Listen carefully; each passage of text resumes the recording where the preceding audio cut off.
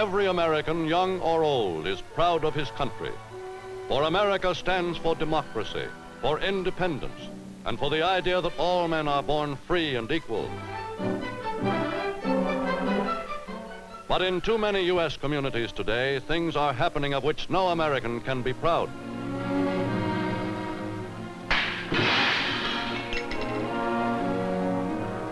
Police of this town ought to give property owners some protection. Such disrespect for the rights of others is often the result of careless talk among thoughtless American families. Daddy!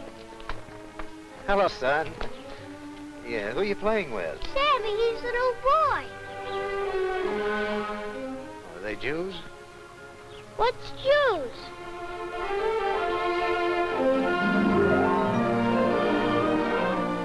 Who is this Sammy that Johnny's been playing with? Is that new family across the street Jewish?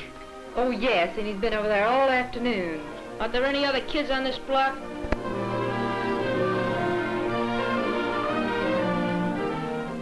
Those who seek selfish power are quick to set American against American, systematically and purposefully, by singling out one minority or another as a target for old and reasonless hatreds.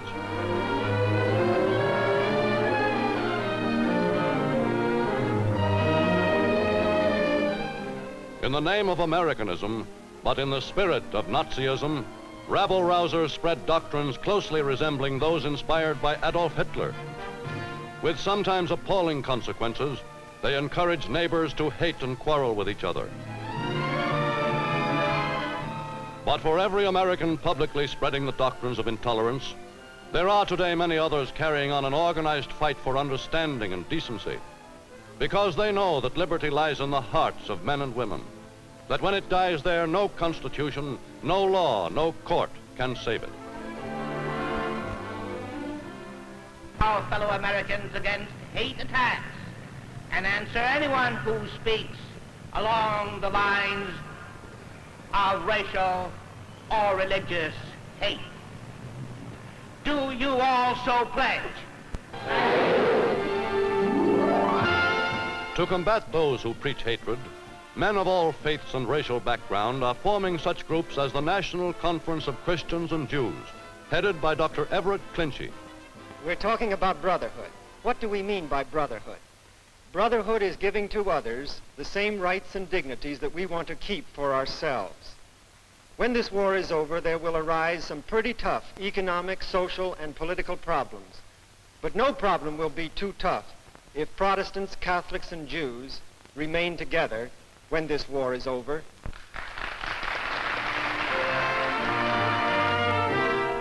Appealing to the conscience and reason of civilians and servicemen alike, these organizations are receiving hearty cooperation from enlightened military leaders who know that fighting men must respect each other in order to work as an effective team.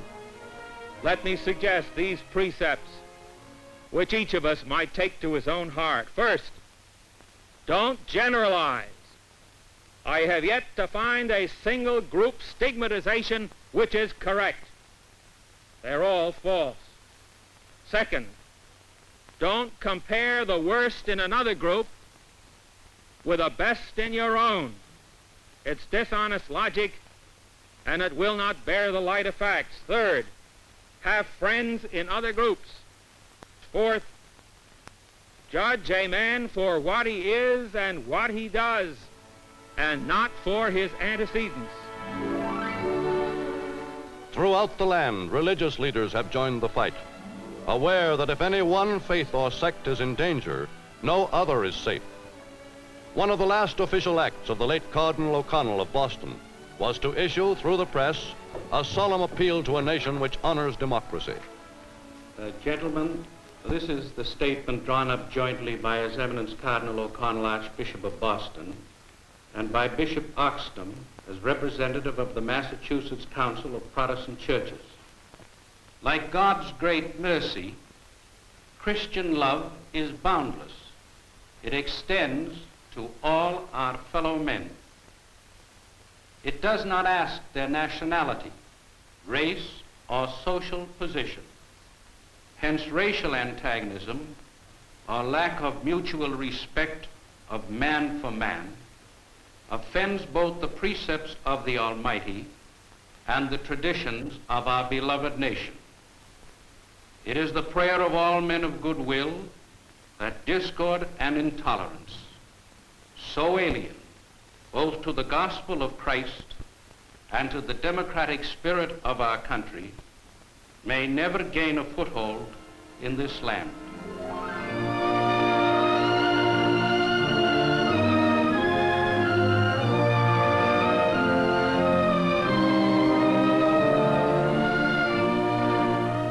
From the time when the first Negro slaves were brought into the South, the status of the Negro has been primarily a Southern problem, one that Southerners feel they must solve in their own way without interference from the North.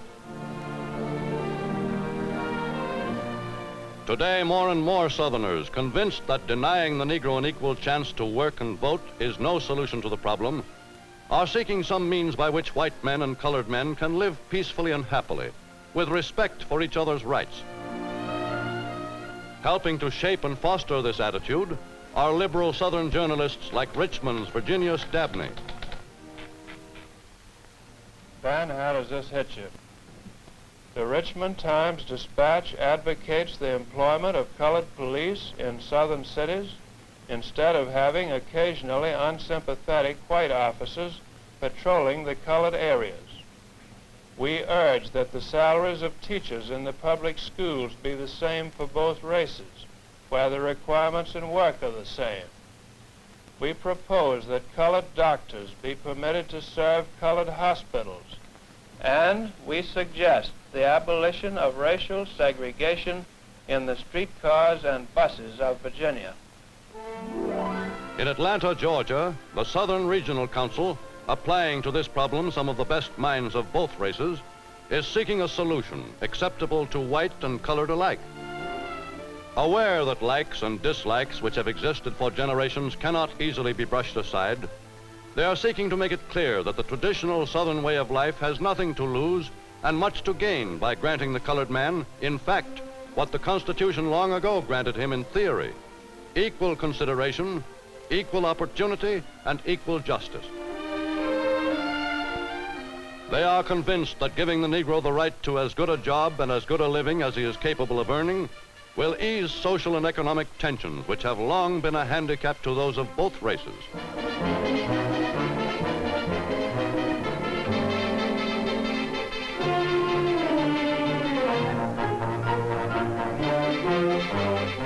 Southerners in all walks of life are beginning to realize that this problem concerns their well-being as much as it does their conscience. The true progress of the Negro is too often retarded by the fears and prejudices aroused by meaningless shouts for social equality. That phrase, social equality, means nothing. It never has. The goal of both democracy and religion is human equality, equal rights before the courts and under God, equal opportunity for education, and fair pay for good work, decent housing and neighborhoods in which to grow up. What the white Southerners want for Negroes is simple justice. Anything less than that is futile talk.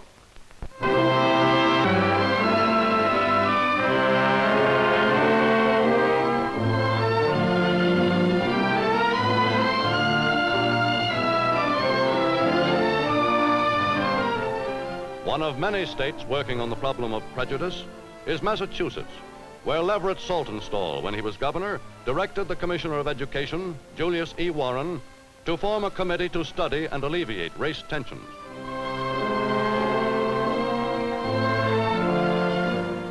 From the beginning, this committee saw the problem as one of education, of the adult whose mind was not already too tightly closed, and above all, of youngsters who were willing to learn the right way to live with their neighbors. One thing we can be perfectly sure of in connection with this complex social problem is that no child was ever born with race prejudice. In fact, a young child has a good deal of trouble learning to take on the prejudices and hates of his parents and playmates.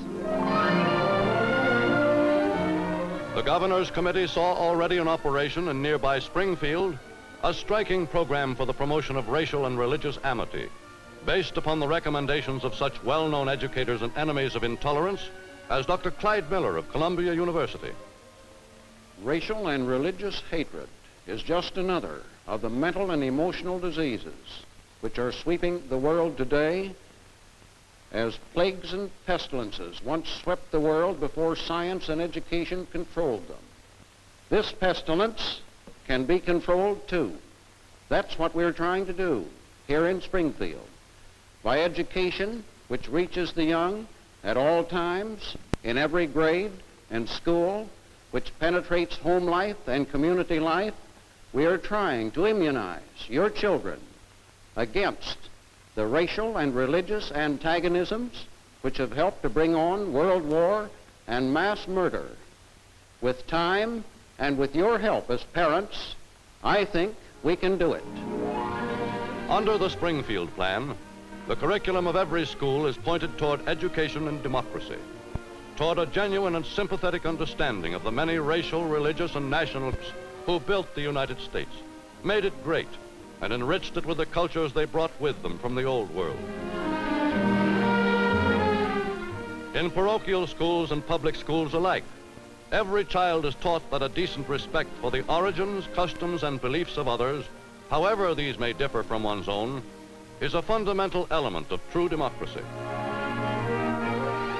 Children of American origin are encouraged to understand and value the cultural contributions of foreign groups, and those of foreign origin are taught to take pride as Americans in the countries of their ancestry.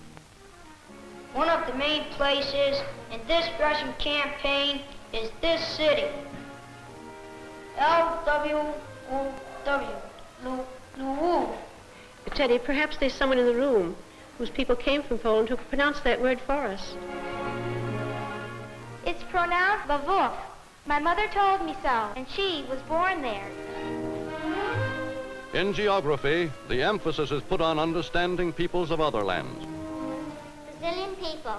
Some of them are white, some of them are Indian, and some of them are Negroes, and lots of them are just in between. But it doesn't matter very much in Brazil what color you are. They don't think about it much. Every pupil is encouraged to understand the worth of America over governments based on prejudice. I'm so glad I'm an American, because that means I can walk along the streets and no one can persecute me, as they did my aunt in Germany. The Nazis killed her just because she was Jewish. But every pupil also learns that his country is not perfect, that clear thinking and intelligent action by his generation will be needed to maintain its slow progress toward perfection. All right, then. We're all agreed that equal justice is another thing that's essential in democracy. Now, what else? Mr. Moderator. Janet? How about equal opportunity? For instance, if we make the people of one racial group live in the worst houses and go to the worst schools and take the worst jobs, why, that's not democracy. Today, in such democratic experiments as the Springfield Plan, steadily spreading across the nation, men of goodwill find hope for a new and wider understanding of basic American principles. Principles only recently restated by Congressman Jerry Voris of California. Mr. Speaker, I have here a letter which one of my constituents wrote to his son, now serving in the Army overseas, and I would like to read it. Dear Ken, several days ago, you wrote that you were not clear on what you were fighting for, except perhaps to get the war over with and come home again. You are fighting to determine whether the men of the world shall exist merely for the sake of governments, or whether the governments of the world shall exist for the sake of men. That definition of the conflict makes sense to me. I think it will make sense to you. Underneath is the basic concept of democracy, namely that all men are born equal, equal in the right to share in the fruits and opportunities of the earth. And by all men, we mean all men. We have made a lot of progress since 1776, even since 1918. And we are fighting for the right to keep on making progress. We, as a democratic people, hold that the highest values on earth are the rights of mankind. And it is because of this that we fight. Love from Dad.